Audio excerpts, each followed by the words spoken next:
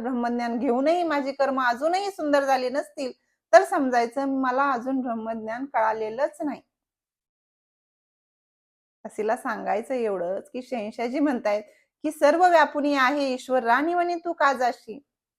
मग आज मला ब्रह्मज्ञान मिळालं, जशी तुमचं सांगत नाही स्वतःचं सांगेल. मला ब्रह्मज्ञान मिळालं आणि कुणीतरी मला काहीतरी करायला सांगितलं की इकडे चला तिकडे चला, याच्याकडे गेल्यावर तसं होते, त्याच्याकडे गेल्यावर असं होते आणि मी तरीही ते केलं तर तर काय होईल हो?